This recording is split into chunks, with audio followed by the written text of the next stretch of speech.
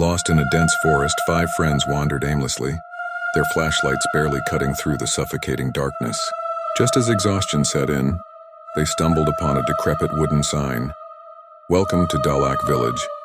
Its faded, vine-covered letters felt more like a warning than a greeting.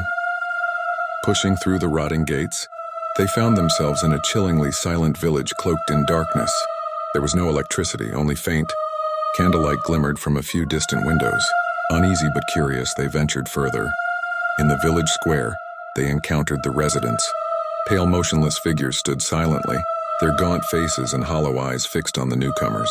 Their traditional clothing was worn and stained as though untouched for decades.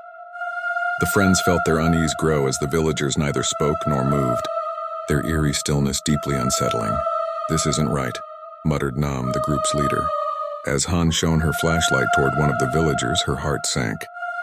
The figure cast no shadow. Inside one of the wooden houses, they discovered a crooked mirror. Dung, the youngest, hesitated before glancing at his reflection. While his face stared back, the villager standing behind him was absent from the glass. "This place is cursed," Nam said, his voice trembling. "We need to leave, now." As they turned to leave, villagers blocked every exit, their hollow eyes glowing faintly. Desperate, the group barricaded themselves inside another house. From the window, they watched as the villagers formed a perfect circle in the square, their faces tilted skyward, mouths slightly open in silent prayer. Suddenly, Dung gasped, his shadow dissolving like smoke into the floor. One by one, the other shadows began to fade. A faint childlike whisper filled the room. "You belong to us now." In terror, they ran toward the forest, only to find every path blocked. Nam tripped and felt cold hands grip his shoulders.